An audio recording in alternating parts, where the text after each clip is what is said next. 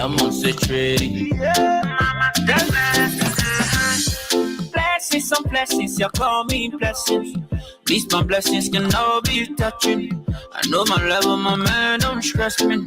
If Papa bless me, I'm here to party. I want war, you're a zombie. I want body, I crawl, you're a zombie. Batting up, bring a jealous zombie. I got a party, people dancing, you're a zombie. Sanko, me, I want to wear a quacko. Wait, bring the liquor. The poor man, someone spend the paper. Wait, bring the liquor. The poor man, someone spend the paper. I said nobody. I want party. I want you to go down low. I want you to find this flow. Mama, to rock the show. Ready to spend some more. And I'm gonna, you know, sit down, I'm gonna check it. See, I see no time for check. Man, I want you to dance like you ready, don't care. And do the dance for the zombie set. It's me and you, mama, no more stress. I want to dance, I feel myself. I want war, you're a zombie. I want body, I crawl, you're a zombie. Batting up, bring a jealous zombie. Got a party, people dancing, you're a zombie. When Uncle T show face, all the children want a photo. Yeah, do or die when they should come around. You know, when I won't bless me, if Papa bless me, yes, what bless me, you cannot stop me. The money can never go low. You say that I got no heaven low. Papa fire me on Papa, Ragazza no remote than the star. I bless you first, go up the transformer. My blessing full of respect. I want war, you're a zombie. I want body, I crawl, you're a zombie. Batting up, bring a jealous zombie. I got a party, people dancing, you're a zombie. I said nobody. I want party. I want you to go down low. I want you to find this slow. Mama, to rock the show. I'm ready to spend some more. And I'm gonna, you know, sit down, I'm gonna wait, bring the liquor. The poor man, someone spend the paper. Wait, bring the liquor. The poor man, someone spend the paper.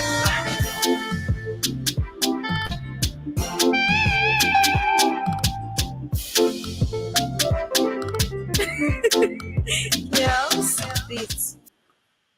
Okay, welcome. My name is Gibson Jiro, and I'm here. I will be having Mr. Bull Yonly today. I'll be having Mr. Bull Yonly today as my guest, and we'll be discussing basically the Constitution. And it's going to be 5 o'clock my time. It's going to be 6 o'clock Eastern time. Well, I wanted to start 4 o'clock, but Mr. Yonly is not available at 5 o'clock, so he will be leaving work. So we put you down to 6 o'clock his time and 5 o'clock my time. And so what I'm going to do is I'm letting you to know so that when we are ready, you will be here. We'll talk mainly about the grant of the Constitution.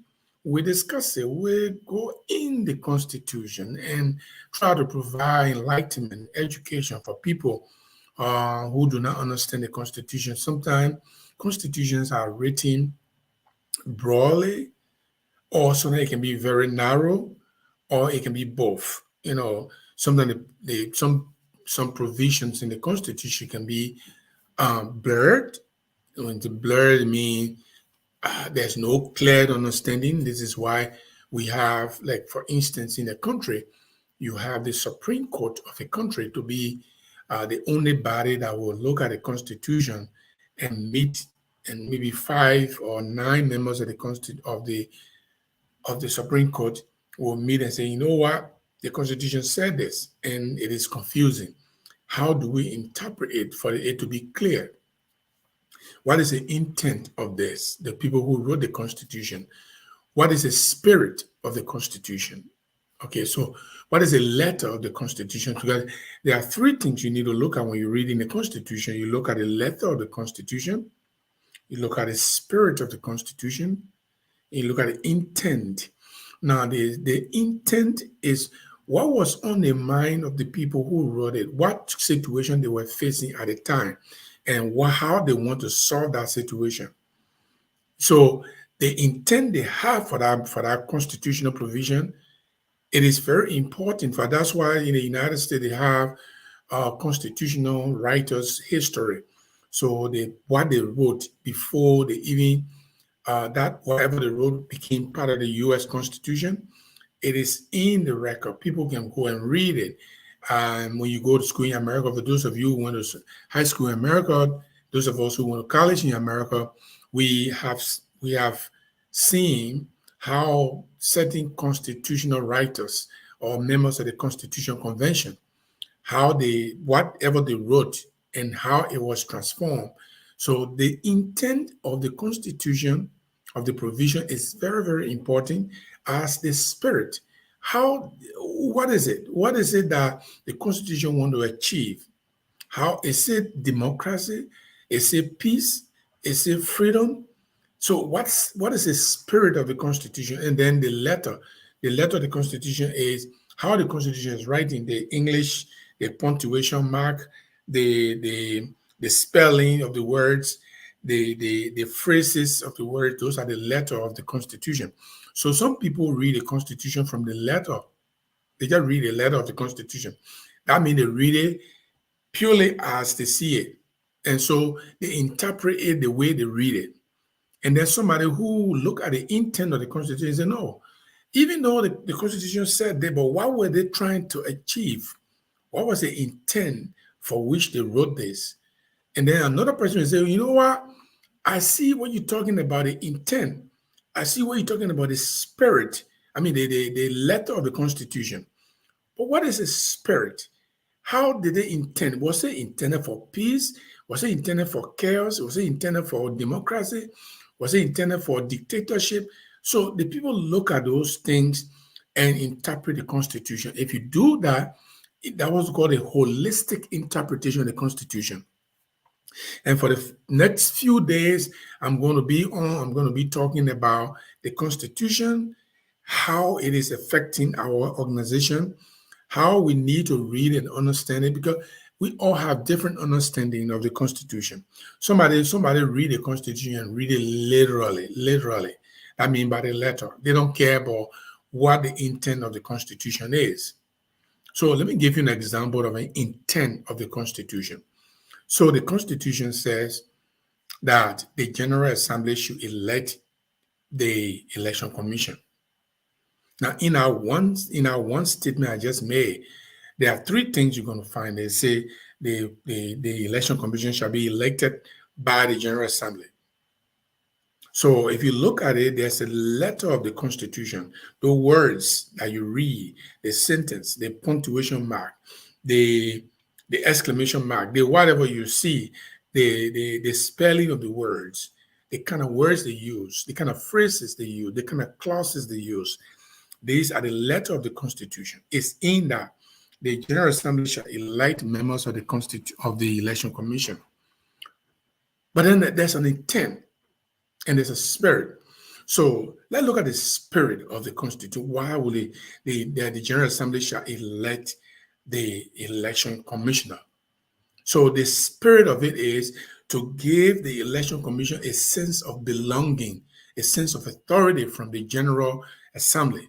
That, oh yeah, we have the authority. We were elected by the General Assembly. That's you speak of the spirit that members of the Election Commission gain by being elected by the General Assembly, the highest decision being the supreme body of the organization. You feel good about it. You feel like you are special. You feel that you are one of the few that are preferred to handle a special kind of job that the General Assembly put upon you. That's the spirit. You enjoy the spirit of it. But then something they call the intent of that particular phrase, that particular clause, or that particular provision the General Assembly shall elect members of the Election Commission. What is the intent? Why is it the Constitution did not say the board shall elect, in the absence of the General Assembly, the board shall elect election commissioners, or the board shall elect election commissioners and confirmed by the General Assembly, or the board shall be the authority to elect or confirm election commission? Why the Constitution did not say so? The reason the Constitution did not say so is very simple. The Constitution did not want the election commission to be controlled by the board, because the board is almost like it has a daily it has a regular function. So it is not like the General Assembly that goes away for a whole year. So if the board is going to elect the election commissioners, you can just imagine how much power, because there's something in politics, say he who appoints dismisses. He who appoints. So the intent is the Constitution, the writers of the Constitution did not want for the board to have control over the Election Commission. Because if the board have control over the Election Commission, they will wield their power the way they want to wield their power. And we have seen it in recent times, how the board has wielded its powers. Ladies and gentlemen, I'm going to be back at 5 o'clock and we're going to do it together. All right. Thank you very much. I will be back at 5 o'clock. And then my man Bull Yonly is going to be here. Please come back.